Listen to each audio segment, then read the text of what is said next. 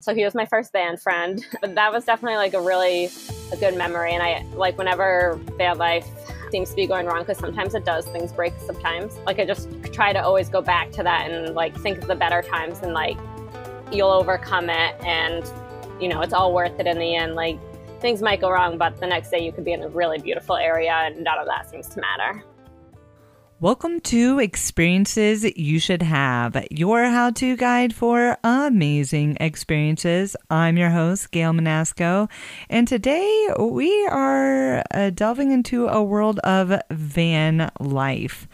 And I've never lived in a van, but I interview Sarah Michaud, who has been living in a van, and she started van life before COVID hit. So we get to learn a little bit of what changed since then, as well as tips for future van lifers.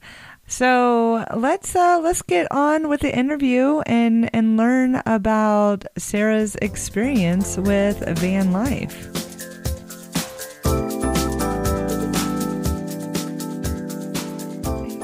Welcome, Sarah, to the podcast. We are so excited to hear about van life. Thanks so much for having me on here. Yeah, this is, how timely. I feel like everyone I know is talking about getting an RV or they're talking about van life. This is very on trend. So I'm just very curious about your story and why did you start living in a van? Yeah, so for me, I started living in a van February 2019, so it's been about a year and a half. And, if I'm being honest, I was just in a rut where I was with my life. Like, I was working more than 40 hours a week. Every cent I was making was going into bills. I felt like I wasn't living, or I was just living for the weekends. So that's when I decided to make the change.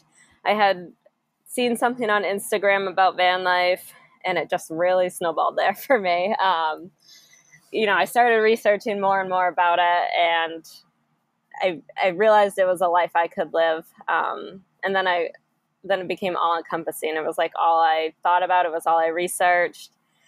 I remember telling my parents at like Easter dinner that year, back in March, and they were like, "You're crazy." And I don't think anyone really thought it would happen. But the next thing I know, I'm in touch with my realtor, selling the condo. That was going to be how I funded my van.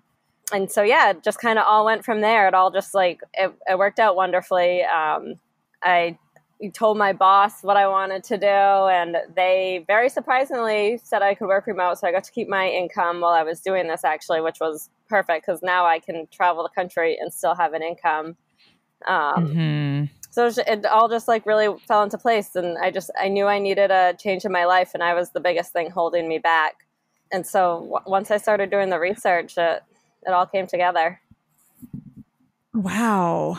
So that is so cool that you were able to work remote while on the road. But something I find that whenever I take a road trip or even go 30 minutes outside of my town, I quickly lose service. Mm-hmm. So how are you able to manage this, travel wanderlust van life while holding down a job?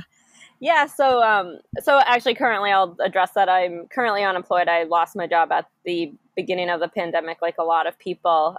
So currently I'm not working. I'm having a fun summer. But while I was working, I worked for over a year from the road.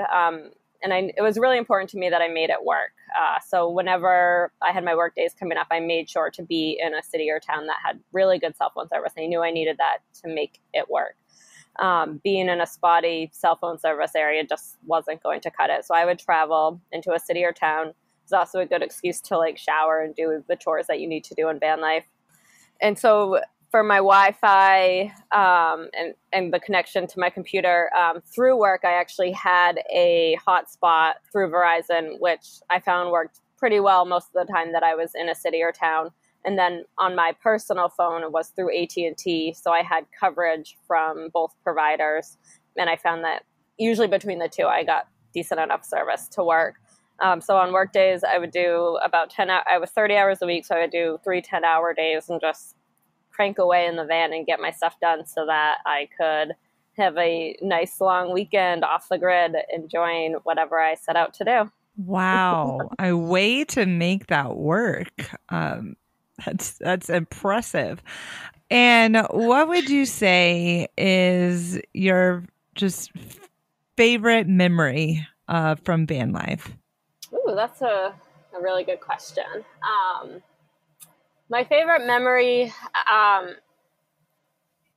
would say the first time I met another van life on the road. I I was about 3 weeks into van life. I was definitely feeling a little lost, not very confident in my plan at that time. My heater had just broken, and I was in the mountains of Colorado, and I just had no idea what I was doing. So I had to drive south because my heater was broken, and I was just didn't know anything. And I got to Arches National Park, and things started to fall in place from there. So Arches National Park is just absolutely amazing. Like, it's going to put you in a good mood, for anyone that goes there. So I spent the whole day riding around, seeing all the arches. I went for this longer hike the second day I was there. And when I came back to my van, I had a Post-it note on the window, and I was like, oh no, am I in trouble for how I park? But it was actually another van lifer, and he was like, hey, I saw your van, saw you're from New England. I'm also from New England. I'm going to be in the area for a couple days. Here's my Instagram.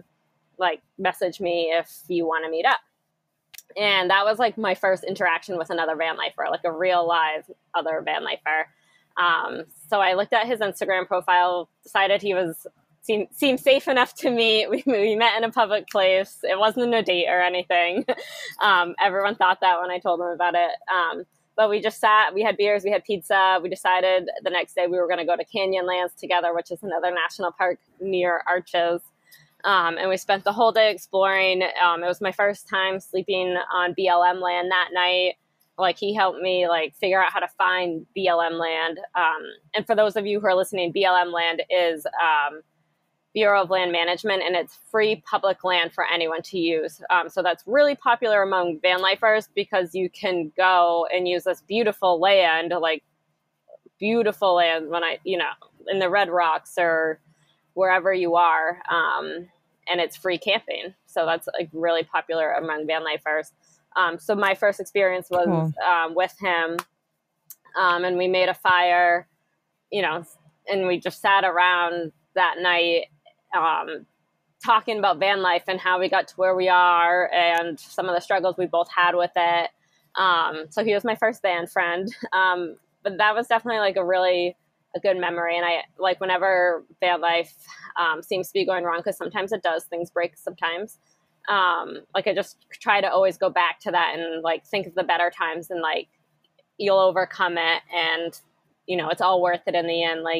Things might go wrong, but the next day you could be in a really beautiful area, and none of that seems to matter. I love it. It's beautifully, beautifully said. So you mentioned that you lost your job at the beginning of COVID, and I'm so sorry. Thank you. Yeah, and I'm just very curious, how has van life changed with the start of the pandemic? That's a great question. I would say for me, it changed a lot. When the pandemic first started, I was in Florida, living my best life. Had just finished up all the national parks down there. And I was kind of off the grid for a couple of days. I'd taken some vacation time, so longer than normal. And when I got back on social media, I was kind of what is happening right now? And like most people, I freaked out. But I was going to stay put for now. And then a few days later, all the gyms around me started to close. And for most van lifers, that's how we shower, is we have memberships to gyms that are all across the country. Mine was Anytime Fitness, and they're everywhere. So I would just go in and shower. So once those closed down, I was like, oh my God, how long can I go without a shower? I started looking up campgrounds, but I knew I was going to be unemployed soon. So I knew paying for camping wasn't going to really cut it long term. The same with Airbnb. So I waited it out a few more days. I started talking to other van lifers to see what they were doing. and everyone just seemed really lost at that time. And people were either making the decision to travel back to their home base. And I don't actually have a home. I don't have an apartment anywhere, but I have family all through New England, so I consider that my home base. And then a lot of other van lifers chose to go onto BLM land and just quarantine there for what they thought would be 14 days, which rolled into months. So for me, it really changed a lot. So I came back to New England. I drove straight back, and I've actually been here since April. But I still do the van thing. It's different now. Like, I'm traveling more locally. I always go back to someone's house to shower or, hang out for a few days, use their amenities. And then I'll go on another little road trip. And I try not to take groceries from small communities that need them. Kind of seems like that problem solved, like shelves are stocked again, but I still think it's important to not take the resources from small communities. So I tried to get those in the bigger cities when I can. Got it. So would you recommend for someone to get into van life in these COVID times? That's honestly a really tough question. I think everyone has different opinions on what is right and what they're comfortable with doing. For me, I just feel more comfortable staying here. And now I have some obligations, for dates to be in the area. So I just haven't decided to not leave yet. I'm sure I will hit the road again, probably sometime this fall. And just, be really careful. You gotta look at each state to see what their regulations are. Like, do you have to quarantine for 14 days before you go in that state, or after you get into that state? Do you have to have a negative COVID test to cross into that state? Like, for example, right now I'm in Maine, but my license plates are Massachusetts. So I actually got a COVID test before I came into Maine, just in case somebody asked me. Like, I could feel confident that I didn't have COVID and I wasn't spreading it to these communities, just because that's what Maine's rules are right now. You should look up to see if that state has a mask requirement, and just, try to be really respectful of keeping your distance from the people that you see at the attractions you're going to. I definitely think it's possible to travel during these times. I think you just have to be really careful and really respectful of everyone around you and the communities that you're going through. Yeah. It's well said. Yeah. So the national parks, I feel like many people are canceling their overseas plans and they are hitting up national parks. And how are the national parks right now during these COVID times? So I haven't been to any national parks since everything started. But I've looked at going to some. The closest ones near to me that I haven't been to yet, like Voyagers, I was going to go check that out. But so the park is open, but the ferry that takes you to the island to get there is not running. So unless you have a private boat, you can't get there. So it's just very important to, I recommend looking at the national park website. It's the best information. It's the most up to date. You can find out if there's any closures within the parks. Some parks are requiring a reservation before you can get into the park. So you're not going to get in unless you have that reservation in advance or are lucky enough to get one of the first come, first served spots. It seems like only the really popular national parks like Zion, Yosemite, Glacier are doing the reservations. I think Rocky Mountains is. Some of the smaller ones I don't think are doing that. But I would say definitely look before you go, because you don't want to get there and find out you can't get in, or the main attraction you wanted to do is not open. Like Angel's Landing is probably the biggest highlight of Zion for a lot of people, and Angel's Landing is not open right now because of the chains and, the come and touch spaces of that. So just look before you go. Be really respectful of the rangers. They have more work to do now with all the new additions to regulations, cleaning, whatever it is. So they're more busy now. Just be really respectful of them. Be really patient with them. Keep your distance from them. Wear your mask. Practice hand washing and keeping your distance. I think it's possible to go and enjoy them. It's just, I think it's going to look a little different than what it used to be. And, for the parks that are requiring the reservations, it might be a really good time to go because there's going to be less people in the park that are usually like have millions of visitors a year.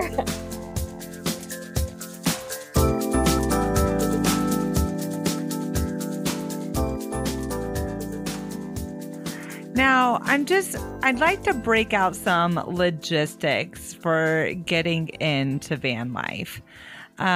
So what kind of van do you have, and what kind of van should people be looking to, or should they be looking into? Yeah. So mine is a 2017 Mercedes Sprinter. I have the 144-inch wheelbase. They also have a 170, which is longer. And I believe they also have a 170 extended, which would just be massive. So for me, the smaller one was fine. I went with Mercedes because it was a personal preference, but the Mercedes runs off of diesel, so therefore you might get a longer lifespan, more mileage out of it. And that was really important to me. And then I thought it would also have a higher resale value if I were to ever sell it, which I'm not planning on doing anytime soon, but the thought was there that I wouldn't live in a van forever. Other really popular models that people are building out are the Ford Transit and Dodge ProMaster. I don't know a whole lot about them, so I don't want to give advice on them, but I do believe they are a cheaper option than the Mercedes. And a pro for those is I believe they are also they're smaller model. Like my 144 inch is slightly bigger, so it's a little wider and a little longer. And when you're living in a van, space is everything. So they definitely have some pros. They're very popular, especially because of the cost of them. I've never driven one, but I know quite a few people that have both models of those. Some people prefer to buy a van that's fully converted, like you buy it fully converted. You can buy factory ones like that. Those are wicked pricey. I didn't even look at those. And then if you look on Craigslist, you can also find people selling their converted vans. So, it's fully done when you get it. You just get it and go. So that's also an option. But those are the main vans I see. If you're lucky, you might find the Westfalia. But I didn't trust myself driving one of those because those are all older models. And if it broke down on the road, I would not know how to fix it. Yeah. Yes, our neighbor just got a van, and it's an old VW van, and it was day number 2, and then the van was in the shop. But she is learning all about how to fix her van. It's got all of her tools and parts in the back. That was actually what I had originally envisioned my van life being, and when I told my parents, they're like, okay, please get a vehicle that has power steering. You're already not the best driver. So I got a newer model, reliable vehicle that I didn't think would break down in the desert. Yeah. Okay, so how much did you spend on your van? So I'll preface that question with there's a wide range of costs when you're looking into van builds. When I first started looking, I was seeing everything from $30,000 to $130,000. My cost total was somewhere in the middle. So my van itself, I spent about $40,000 on. It was a newer van, a 2017 with 7,000 miles on it. It had never been titled to anyone, so I got to finance it as new. But so the reason why I had 7,000 miles on it is because it was a loaner vehicle for the dealership. So I was actually able to get a pretty good deal by getting a newer vehicle that had miles on it. And I still felt really good in the deal I got. The build, so I did not build out my van myself. I hired that out. So you're obviously going to save a ton of money if you can do that work yourself. I just really wanted to get it done fast, and if I was doing it myself, it would probably be a 20-year project, so I would literally have to learn everything. I know some people do it, but I just don't have any of those skills in my toolbox. Yeah. So I hired it out. I actually randomly met a guy at the gym one night when I was talking about what I wanted to do, and my friend was like, oh, I know someone who built out a van. And I was like, she was like, he's climbing across the street right now. And I was like, oh my God, can you introduce me? So I was actually his first client. So we met that night at the gym. I was like, I have to get my finances in order, but I'm definitely interested. We stayed in contact. And then I delivered an empty van to him, and a few months later, he delivered a fully converted van to me. So I paid about $20,000 in labor, and then about another $20,000 in materials. So altogether, I think I'm about $80,000 in. I know that sounds like a lot of money, and I don't want that to frighten anyone that's looking to start this van life. You can definitely do it cheaper. I really, I sold my home to make this my home, so I wanted it to have all the amenities I wanted, like the composting toilet. Like that was just a really important thing for me to have. That's $1,000. You do not need $1,000 toilet. Mm-hmm. So there's ways to make it cheaper. And like I said, if you can do the build yourself, that will obviously make it a lot cheaper too. So I don't like just giving the sticker price, because I feel like a lot of people have shock from that. And then they think it's never going to be possible for them, but they're like, you can definitely do it cheaper. And if you think of it in like the big picture as well, like this is my only rent. Like I don't have a mortgage somewhere. I'm not paying rent anywhere. So I'm paying $377 a month to pay off my car. Like that's my rent. So I don't want like the sticker price to scare people. So $377 for how many years? Yeah, I think it was a 3-year loan. Okay. A 3-year loan? Yeah. That's not bad. I did put down a pretty big down payment, but yeah. Okay. All right. That's not bad. I mean, that is way cheaper than an average mortgage or rent. So I'd say you're winning right now. Thank you. Yeah. Now I'm very curious about the composting toilet. Okay. You got to break that down for me. How does this work? Does it smell? It does not smell. My van does not smell. I was worried about that too. This is actually like the number one question I'm asked is, but how do you use the bathroom? So if you were to see pictures of my van, there is a bench opposite the kitchen. So small space. So the bench cover opens, there's a little fold down, and then I can sit on the composting toilet. So the one I have the way that works is the Nature Head toilet, and it separates the liquid from the solids. So you have to aim a little bit, but it works. It's not an issue. And because the liquid and the solids are separated, that is why it doesn't smell. So for the urine container, I have to dump that every couple of days. More now because I'm using that full time. I'm not using public restrooms with all the COVID stuff going on. I'm solely using my bathroom. And then the waste container, you have to dump that every couple months. I'm probably a little behind on it. So there's a specific type of mulch. I can't think of it right now. That's in the waste container, and you do your business, and then you stir this handle 3 times, and it turns into compost. And then when it's time to dump it, you can dump it in a trash bag and throw it out in regular trash because it's compost. It's no longer human waste. So that's how that works. I highly recommend this toilet. It's like the one thing I always tell people to put in their van. Wow. It's I don't know how people, like some people don't have toilets in their van, and I just don't think that would be a possible thing for me. Okay. Wow. Now, what are the other features that you love about your van? So when I was like designing the van and what I had envisioned, I wanted it to be really homey. Actually today, somebody pulled up next to me where I'm at, and he's looking at my van. He's like, "It's a cute van." I'm like, that's such a guy response. But I wanted it to feel really homey. So I have this butcher block countertop that I really think just ties the whole space together. I have a drop-in sink, which really wasn't recommended to me to have a drop-in sink with the butcher block, just because of water and stuff, but I'm really diligent about wiping up any water spots. So, that's what I would have in my home. So that's what I wanted in my van. I have the isotherm fridge, which is a stand-up fridge. I really did not want to have the chest type fridge. I have a stand-up fridge in my old home. That's what I'm used to. So that's what I wanted. It even comes in stainless steel to match all your other appliances. And by other appliances, my sink handle. But I have some fun cactus sheets and a few like succulents hanging on the wall. It's pretty simple in here. There's not a whole lot of wall space, so I do what I can to decorate, but I think the whole van just has like a really homey feel. And that was the look I was going for when it was designed. Mm-hmm. Now, what are the things you added to your van that you don't use? So I actually think I did a pretty good job on this one.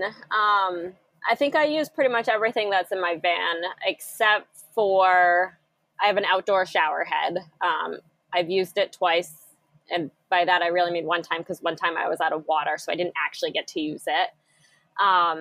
If I if I were to redo the build, I'd probably still put it in just because it's such a low cost to add a shower head to your water tank. And I'm sure it will come in more handy now during these like COVID times. So I would still put it in, but yeah, it's the one thing I don't use, I guess. I would say pack lightly too. I the first time I hit the road, I had like half my wardrobe in here and I wore the same shirt every day. Just because it's hard to get to stuff that's hidden. So you wear what's easily accessible, and it doesn't really deviate much from that. So you don't need to bring all your clothes, pick your favorite pieces and go from there. And do you have any other helpful tips for people wanting to try van life? Yeah, so if you're like really interested in van life and it's something that you really want to do and you see yourself doing, I would say go for it. Like people always come up to me and say, I wish I could do what you're doing. And it's like, you can. A van didn't fall out of the sky and land in my driveway. I worked really, really hard to get, this possibility to happen for me. Like I did a ton of research, like I said, every possible moment I was researching van builds, how to live in a van, like, what you do with your urine container waste and how to shower. If you want to do it, you'll find a way to make it happen. You'll figure out how to make it happen financially. Like I know I got lucky in some areas where my work let me work remote, but that's not a possibility anymore. So I have to work really hard again to figure out what I'm going to do from here. So, tips for somebody that wants to live in a van, I'd say just do it. Find out what's holding you back and do it. I think it's a possibility for everyone. I love it. I absolutely love it. And then just curious, I mean, you're in New England now. I know we're in a pandemic, but I'm just curious where you might be going next and why.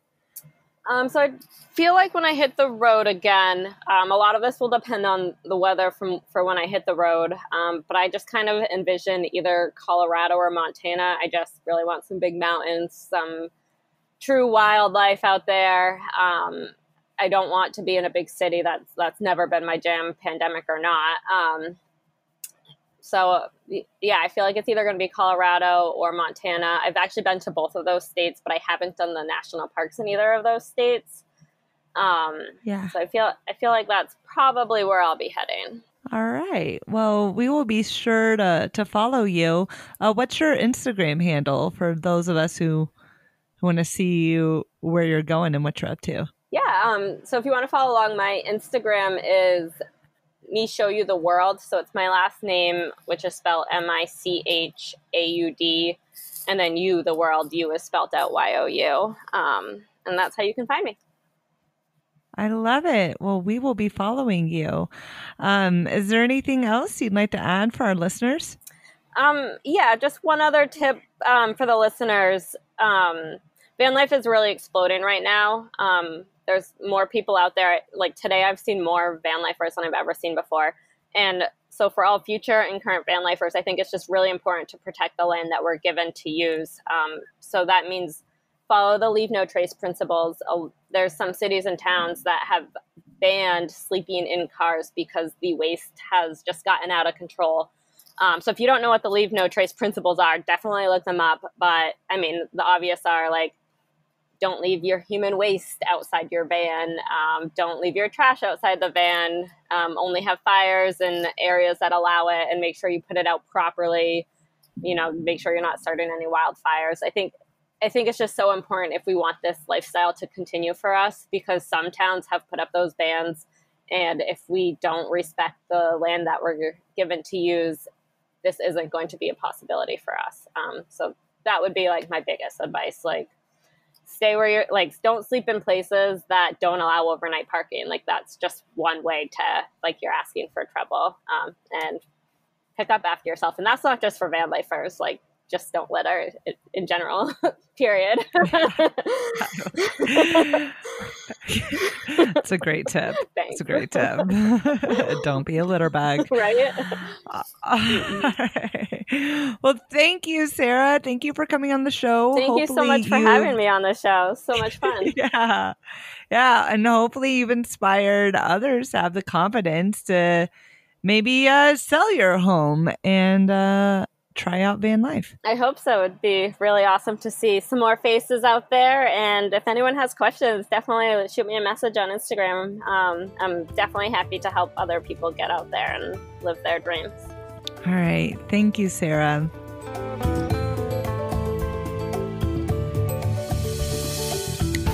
Thank you so much for listening to Experiences You Should Have podcast. And I did want to note out there for people who are curious about accessibility in van life, that there is a guy out there, Kirk Williams. He is an adaptive van lifer, and you can find him on Instagram at impact.overland. And I mean, this guy is pretty cool. I mean, he is traveling all over the place in his wheelchair.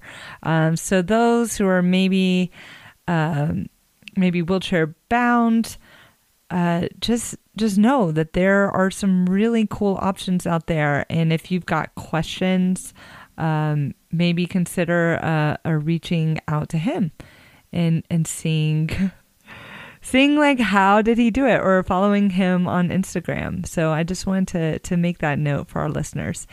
And we are just so excited about some of our new episodes coming out. And one of the biggest ways that you can help support the podcast right now is to share these posts on Instagram, share the podcast with your friends, your family. We've got written up show notes on experiencesyoushouldhave.com with more information and photos. So please check us out there. And yeah, keep on listening and subscribe if you have not subscribed to the podcast. And if you are listening to us on an iPhone, if you could click on the purple podcast app and find us there, and kindly leave us a 5-star review. And if you're just not feeling the 5 stars, then you don't need to leave a review. You just ignore that. So thanks again for listening, and until our next adventure.